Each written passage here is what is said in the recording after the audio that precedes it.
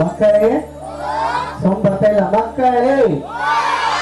Okay, ವೇದಿಕೆ ಮೇಲಿರುವ ಎಲ್ಲ ಮಹನೀಯರಿಗೂ ನಮಸ್ಕರಿಸುತ್ತಾ ಇವತ್ತು ಡಾಕ್ಟರ್ BR ಅಂಬೇಡ್ಕರ್ ಅವರ 134ನೇ ಜಯಂತ್ಯೋತ್ಸವವನ್ನು ನಮ್ಮ ಸರಸ್ವತಿ ಟ್ಯುಟೋರಿಯಲ್ ಕ್ಲಾಸ್ ನಲ್ಲಿ ತುಂಬಾ ಅದ್ದೂರಿಯಾಗಿ ಎಲ್ಲ ಮಹನೀಯರು, ಎಲ್ಲ ತಾಯಿ ತಂದೆಯರು, ಅಕ್ಕ ತಂಗಿಯರು, ಅಣ್ಣ ತಮ್ಮೆಲ್ಲರೂ ನಡೆಸಿಕೊಡ್ತಾ ಇದ್ದೀರಿ. ಎಲ್ಲರಿಗೂ ಮೊದಲಿಗೆ ನನ್ನ ನಮಸ್ಕಾರ, ಎಲ್ಲರಿಗೂ ಕೋಟಿ ಕೋಟಿ ನಮಸ್ಕಾರ. ಏನ್ರಪ್ಪ ಅಂತೇಳಿ ಎಲ್ಲ ಮಕ್ಕಳು ಎಲ್ಲ ಚಂದ ಹೇಳ್ಬಿಟ್ಟು, ಎಲ್ಲ ಮಕ್ಕಳು ಚಂದ ಹೇಳ್ಬಿಟ್ರೆ ಅಂಬೇಡ್ಕರ್ ಅವ್ರ ಬಗ್ಗೆ, ಅವರ ಜೀವನ ಚರಿತ್ರೆ ಎಲ್ಲ ಚಂದ ಹೇಳಿದ್ರಿ. ಅವ್ರು ಏನಪ್ಪ ಅಂಬೇಡ್ಕರ್ ಅವ್ರನ್ನ ಸ್ವಲ್ಪ ತಿಳಿಸ್ಕೊಡ್ತೀನಿ ನಿಮ್ಗೆ, ಕೇಳ್ರಿ. ಆಧುನಿಕ ಕಾಲದಲ್ಲಿ ಮಹಿಳೆಯರಿಗೆ ಆಗುತ್ತಿರುವ ದೌರ್ಜನ್ಯವನ್ನು ಏನ್ ಮಾಡಿದಾರೆ ವಿರೋಧಿಸಿ ಡಾಕ್ಟರ್ BR ಅಂಬೇಡ್ಕರ್ ಅವ್ರು ಏನ್ ಮಾಡ್ತಾರ ಅಂದ್ರೆ ಸಂಸತ್ತಿನಲ್ಲಿ ಒಂದು ಮಂಡನೆ ಇಡ್ತಾರ. ಆ ಸಂಸತ್ನಲ್ಲಿ ಪಾಸ್ ಆಗಿ ಬರಂಗಿಲ್ಲ. ಪಾಸ್ ಆಗಿ ಬರುವಂತ ಸಂದರ್ಭದಲ್ಲಿ ಅವ್ರು ಏನ್ ಮಾಡ್ತಾರ, ತಮ್ಮ ಹುದ್ದೆಗೆ ರಾಜೀನಾಮೆ ಕೊಟ್ಟು ಬಂದಂತ ಒಬ್ಬ ಸ್ವಾಭಿಮಾನಿ ಈ ದೇಶದಲ್ಲಿ ಯಾರಾದ್ರೂ ಇದ್ರೆ ಡಾಕ್ಟರ್ BR ಅಂಬೇಡ್ಕರ್ ಅಂತ ಹೆಮ್ಮೆಯಿಂದ ಹೇಳ್ಬೇಕು ಮಕ್ಕಳು, ಹೆಮ್ಮೆಯಿಂದ ಹೇಳ್ಬೇಕು. ಇವತ್ತು ನಾವು ನೌಕರಿ ಮಾಡುವಂತ ಪ್ರಸಂಗದಲ್ಲಿ ನೂರಾರು ತೆಲಗಂಡಿಗಳು ಬಂದ್ರು, ಯಾರ ಕಡೆ ಅಲ್ಲಿ ಅನ್ಸ್ಕೊಂಡು ಬಯಸ್ಕೊಂಡು ನೌಕರಿ ಮಾಡುವಂತ ಪರಿಸ್ಥಿತಿ ಇವತ್ತು ಒಂದ್ ಕಡೆ. ಆದ್ರೆ ಅವ್ರು ಮಂಡಿಸಿದಂತ ಮಸೂದೆ ಪಾಸ್ ಆಗಲಿಲ್ಲಪ್ಪ ಅಂತೇಳಿ ಅವರ ಹುದ್ದೆಗೆ ರಾಜೀನಾಮೆ ಕೊಟ್ಟ ಬಂದಂತ ಒಬ್ಬ ಸ್ವಾಭಿಮಾನಿ ಅಂದ್ರೆ ಡಾಕ್ಟರ್ BR ಅಂಬೇಡ್ಕರ್ ಮಕ್ಕಳೇ.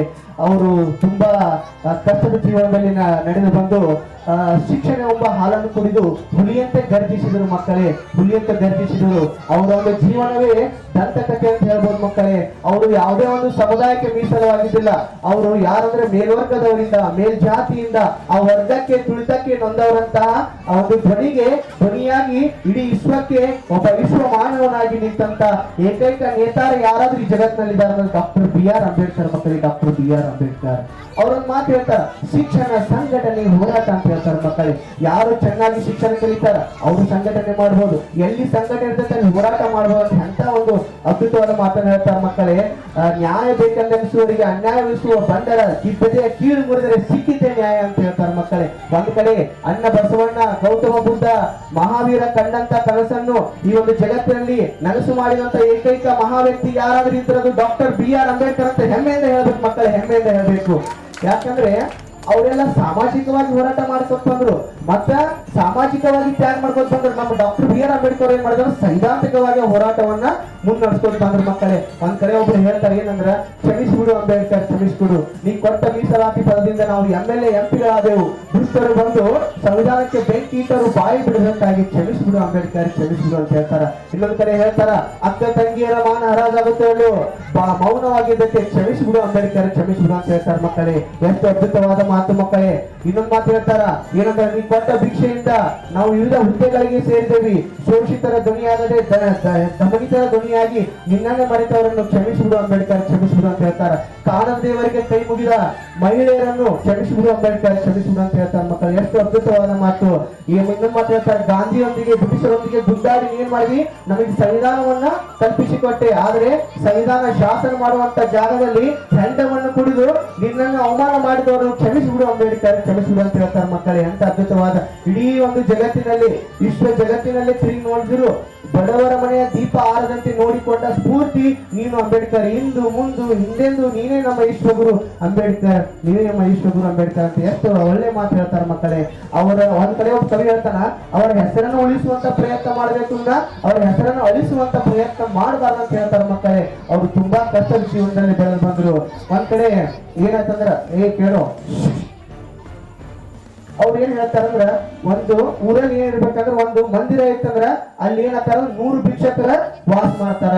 ಅದೇ ಒಂದು ಊರಲ್ಲಿ ಒಂದು ಶಾಲೆ ಕಟ್ಟಿದ್ರಂದ್ರ 100 ವಿದ್ವಾಂಸರು ಹುಟ್ಟುಕೋತಾರ ಅಂತೇಳಿ ಎಂತ ಒಂದು ಪ್ರೇರಣೆ ಕೊಟ್ಟರು ಮಕ್ಕಳೇ ಸಮಾಜಕ್ಕೆ, ಎಂತ ಒಂದು ದೊಡ್ಡ ಪ್ರೇರಣೆ ಕೊಟ್ಟರು. ಮತ್ತೊಂದ್ ಕಡೆ ಹೇಳ್ತಾರ ಮಕ್ಕಳೇ, ಅವರು ಕೆಂಪಡಿ ವಿಶ್ವವಿದ್ಯಾಲಯದಲ್ಲಿ ಓದುವಂತ ಪ್ರಸಂಗದಲ್ಲಿ ಅವ್ರಿಗೊಂದು ಫೋನ್ ಬರ್ತೈತಿ ಮನೆ ಹತ್ರ.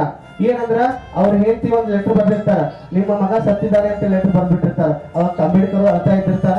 ಆ ಒಂದು ಪ್ರಸಂಗ ಬರ್ತಾರ, ಏನಾಯ್ತು ಅಂಬೇಡ್ಕರ್, ವಾಟ್ ಹ್ಯಾಪನ್ ಅಂತ ಕೇಳ್ತಾರ. ಅವಾಗ ಹೇಳ್ತಾರ ಅವರು, ಇಲ್ಲ ನನ್ನ ಮಗ ಸತ್ತಿದ್ದಾನೆ ಅಂತ ಅಂದ್ಬಿಡ್ತಾರ. ಅವಾಗ ಅವ್ರು ಹೇಳ್ತಾರ ಅವ್ರ ಫ್ರೆಂಡ್, ಹೌದಾ ನಿಮ್ಮ ಮಗ ಸತ್ತ, ಹಂಗಂದ್ರೆ ನಿಮ್ಮ ಊರಿಗೆ ಹೋಗ್ಬಿಡಿ ಅಂತ ಅಂದ್ಬಿಡ್ತಾನ. ಅವಾಗ ಅವ್ರು, ಅಲ್ಲೇ ನಾ ಹೋಗಲ್ಲ, ಇಲ್ಲಿ ಒಂದು ಮಾತು ಕೇಳ್ಕೊರಿ, ಯಾಕಂದ್ರ ನನ್ನ ಮಗ ಸತ್ತನತ್ ನಾ ಹೋದ್ರ ನನ್ನನ್ನು ನಂಬಿದಂತ ಕೋಟ್ಯಾನು ಕೋಟಿ ಮಕ್ಕಳು ಅನಾಥರಕಾರ, ಅದಕ್ಕೆ ಹೋಗಿಲ್ಲ, ನಾ ಇಲ್ಲೇ ಇದ್ದು ಸಂವಿಧಾನವನ್ನು ಬರೀತೀನಿ ಅಂತೇಳಿ ಅಂಬೇಡ್ಕರ್ ದಿಟ್ಟ ಹೋರಾಟ ಮಾಡಿದ್ರು ಮಕ್ಕಳಿಗೆ, ದಿಟ್ಟ ಹೋರಾಟ ಮಾಡಿದ್ರು. ಒಂದ್ ಕಡೆ ಏನಾಯ್ತಂದ್ರ, ನಿಮ್ಗೆಲ್ಲ ಗೊತ್ತಿರ್ಬೋದು, ಅಂಬೇಡ್ಕರ್ ಅವರು, ಕಾರ್ಲ್ ಮಾರ್ಕ್ಸ್ ಅವರು, ಪೆರಿಯಾರ್ ಅವರು ಒಂದ್ ಕಡೆ ಟೀ ಕುಡಿಯಕ್ ಹೋದ್ರು ಒಂದು ಅಂಗಡಿ. ಹೋದಂತ ಪ್ರಸಂಗಗಳು ಏನಾಯ್ತಂದ್ರ ಆ ಕಾಲ್ದಾಸವ್ರು ಹೇಳ್ತಾರ ಎಲ್ಲರಿಗೂ ಟೀ ಕೊಡುಪ ಅಂತ ಹೇಳ್ತಾರ 3 ಜನಕ್ಕೆ. ಅದ್ರ ತರ ಪೆರಿಯಾರ್ ಹೇಳ್ತಾರ ಎಲ್ಲರಿಗೂ ಸಮನಾಗಿ ಟೀ ಕೊಡುಪ ಅಂತ ಹೇಳ್ತಾರ. ಆದ್ರೆ ಡಾಕ್ಟರ್ BR ಅಂಬೇಡ್ಕರ್ ಹೇಳ್ತಾರೆ ಏನಪ್ಪಾ ಅಂದ್ರೆ ಎಲ್ಲರಿಗೂ ಒಂದೇ ತರಹದ ಲೋಟದಲ್ಲಿ ಟೀ ಕೊಡುಪ ಅಂತ ಹೇಳ್ತಾರೆ. ಇದು ನಮ್ಮ ಅಂಬೇಡ್ಕರ್ ಎಲ್ಲರಿಗೂ ಸಮಾನತೆಯನ್ನು ತೋರಿಸಿಕೊಟ್ಟಂತ ದಿಟ್ಟ ಹೋರಾಟಗಾರರು ಡಾಕ್ಟರ್ BR ಅಂಬೇಡ್ಕರ್ ಮತ್ತೆ ಡಾಕ್ಟರ್ BR ಅಂಬೇಡ್ಕರ್ ಅಂತ ಹೇಳ್ತಾ ಒಂದ್ ಮಾತು ಹೇಳ್ತೀನಿ ಏನಪ್ಪಾ ಅಂದ್ರ ನಿಮ್ ಮಕ್ಕಳಿಗೆ ಎಲ್ಲರಿಗೂ ಟ್ಯೂಷನ್ ಕಳ್ಸ್ರಿ. ಯಾಕಂದ್ರ ರೊಕ್ಕ ಬಾಳ ಆತೈತೆ ವಿಚಾರ ಮಾಡ್ಬೇಡ್ರಿ. ಈಗ ರೊಕ್ಕ ಬಾಳ ಆತೈತೆ ಅಂದ್ರೆ ಮನ್ಯಾಗ ಎಷ್ಟೋ ಪೇರೆಂಟ್ಸ್ ನನ್ನ ಅನಿಸಿಕೆ ಹೇಳ್ತೀನಿ ಏನಪ್ಪಾ ಅಂದ್ರ ನಿಮ್ ಮನೆಯೊಳಗೆ ನೀವೇನ್ ಮಾಡ್ತೀವಿ ಒಬ್ರು ವಿಮಲ್ ತಿಂತಿರ್ತೀರಿ, ಸ್ಟಾರ್ ತಿಂತಿರ್ತೀರಿ, ಗುಡ್ಗಾ ತಿಂತಿರ್ತೀರಿ, ಏನೋ ಸರಾಯಿ ಕುಡಿತಿರ್ತೀರಿ, ಅದಕ್ಕ ರೊಕ್ಕ ವಿಚಾರ ಮಾಡಲ್ಲ. ಬಟ್ ಮಕ್ಳು ಕಲಿಯಾಕ ಅಷ್ಟ್ಯಾಕ ರೊಕ್ಕ್ರಿ ಇಷ್ಟ್ಯಾಕ ರೊಕ್ಕ ವಿಚಾರ ಮಾಡ್ತೀರಿ. ಒಬ್ರು ದಿನ 50 ರೂಪಾಯಿ ಖರ್ಚು ಮಾಡಕ್ಕಾದ್ರೆ ತಿಂಗಳಿಗೆ ಎಷ್ಟಾಯ್ತು ಲೆಕ್ಕ ಹಾಕ್ರಿ.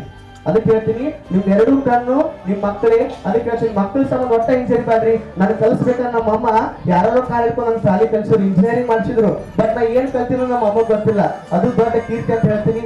ಎಲ್ಲರಿಗೂ ಕೈ ಹೇಳ್ತೀನಿ, ಎಲ್ಲಾ ಮಕ್ಕಳಿಗೆ ಒಳ್ಳೆ ಶಿಕ್ಷಣ ನೀಡ್ತೀನಿ ಅಂತ ಹೇಳಿ ಭರವಸೆ ಕೊಡ್ತೀನಿ. ಎಲ್ಲರಿಗೂ ಧನ್ಯವಾದಗಳು.